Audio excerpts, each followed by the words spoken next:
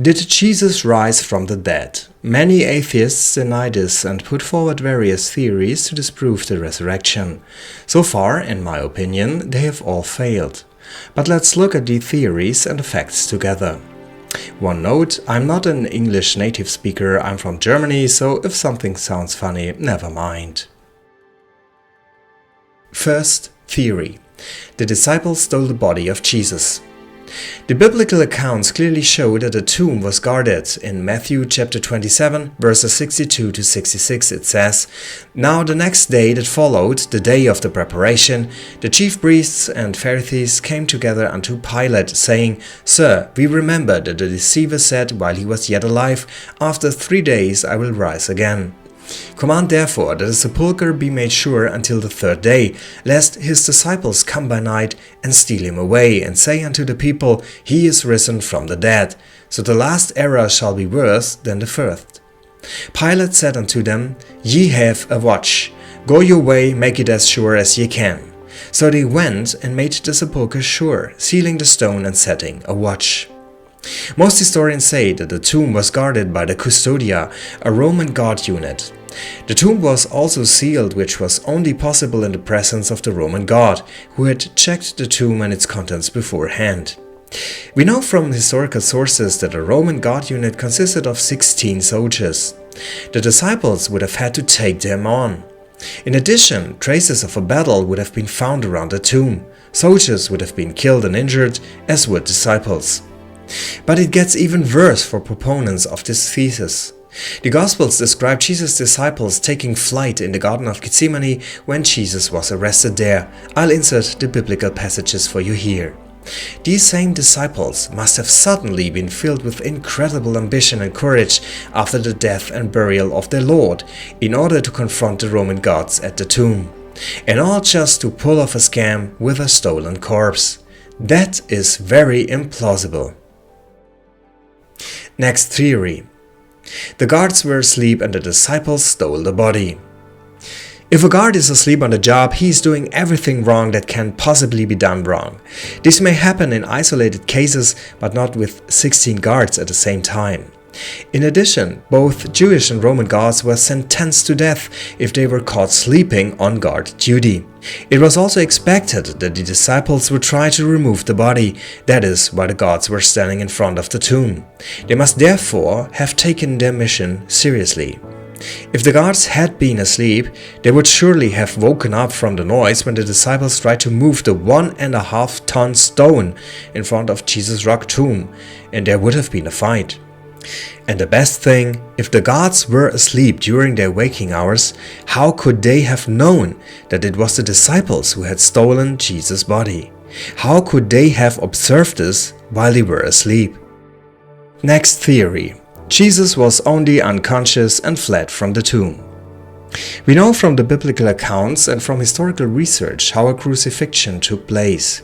The condemned man was first flogged until his muscles, tendons and intestine were exposed. They then either suffocated on the cross or died of heart failure. In addition, a Roman soldier thrust a spear into Jesus' side and pierced his heart with it. The Roman governor Pilate also had Jesus' death confirmed before he gave Joseph of Arimathea permission to take him down from the cross. According to the Gospel of John, Jesus was wrapped in clothes covered with spices. At that time, Jewish tombs were caves hewn out of rock with an entrance that was around 1.3 to 1.5 meters high.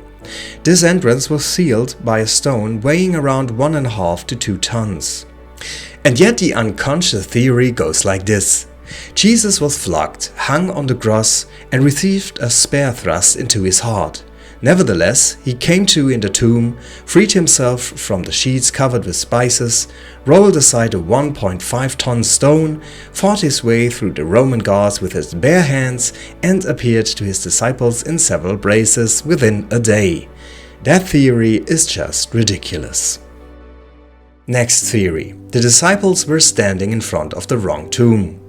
In all 4 Gospels it is very precisely stated where Jesus was buried, namely in the private tomb of Joseph of Arimathea, and that Mary Magdalene and Mary, the mother of Joseph, watched as he buried Jesus and sealed the tomb.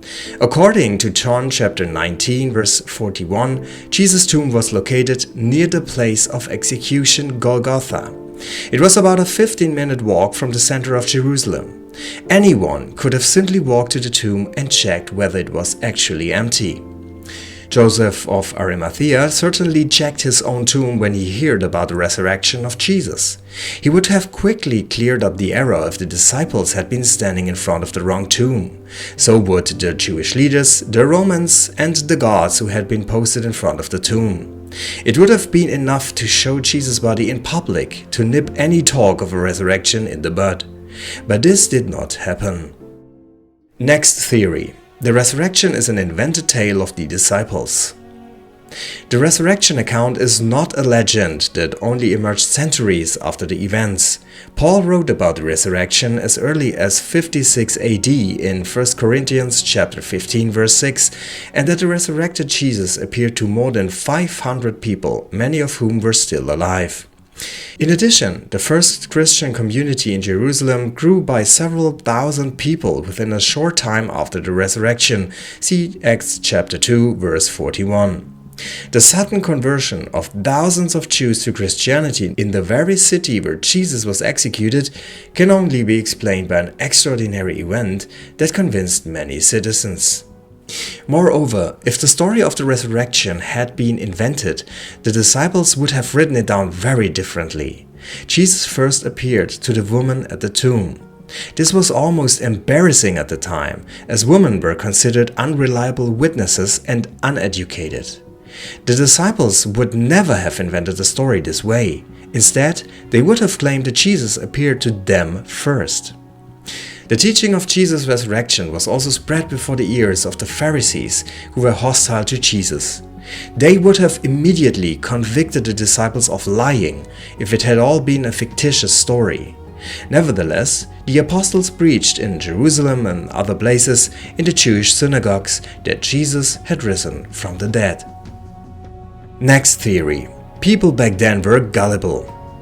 When the women returned and told the disciples that Jesus' tomb was empty and that he had risen from the dead, the disciples reacted with skepticism and disbelief. This was also the case with Mary Magdalene. When she saw the empty tomb, her first reaction was not belief in a miracle, but a rational conclusion. Someone must have stolen Jesus' body. And the disciple Thomas also did not believe in a resurrection of Jesus until he had seen and touched him with his own eyes and hands. All this proves that Jesus' disciples were not naive or superstitious or thought of a resurrection immediately after the body was reported missing. They initially looked for a rational explanation. Next theory. It was all just a hallucination. That the resurrected Jesus was only a hallucination of his disciples is a groundless theory. Paul wrote about the resurrected Jesus in 1 Corinthians chapter 15 verse 6. After that, he was seen of above 500 brethren at once, of whom the greater part remain unto this present, but some are fallen asleep. Paul says here clearly that Jesus appeared probably during a meeting of Christians in front of more than 500 people and adds, "If you don't believe me, go and ask them. Most of them are still alive today." So there were eyewitnesses who could be questioned. In hallucinations, the wish is often the father of the thought, which means that a hopeful expectation becomes the basis of the hallucination. However, Jesus' disciples did not expect a resurrection. The women in Jesus' entourage ran to the tomb on Easter Sunday with oils and ointments in their hands because they wanted to embalm Jesus' body. They were not expecting a risen Lord, as did the disciples, who reacted to the woman's report with skepticism. Moreover, it is unlikely that all the disciples had the same hallucination at once. Psychologically speaking, this is simply impossible because hallucinations are linked to the subconscious of the individual. In addition, the hallucinations must have been repeated several times because according to Acts chapter 1 verse 3, the disciples saw Jesus for 40 days in a row after his resurrection. And then all the disciples stopped seeing him at once, namely at Jesus' ascension. All this makes the hallucination theory very unlikely, to put it nicely. Moreover, All the chief priests, Pharisees and Romans had to do was open the tomb and display Jesus' body in the marketplace to prove that Jesus was dead. But they didn't do that because the body was no longer in the tomb. Next theory. An impostor pretended to be Jesus. First of all, we have to ask ourselves what an impostor would have gained from pretending to be Jesus. Jesus was not a rich cult guru, but a poor, itinerant preacher. There was nothing to be gained. On the contrary, it was very dangerous to pretend to be Jesus. A Roman governor, Pilate, had pronounced a legally binding death sentence on him, which could have been carried out on the impostor at any time. Furthermore, critics often overlook the fact that Jesus met different people in different places immediately after his resurrection. None of these encounters were stereotypical. Each one was very personal and individual. Each time, Jesus responded very specifically to the individual, people he knew and, more importantly, who knew him. Moreover, the disciples were not deceivers. On the contrary, they were highly religious people. Lying contradicts the Ten Commandments and the teachings of Jesus, as does deception. The disciples would have no interest in continuing Jesus' work on the basis of deception.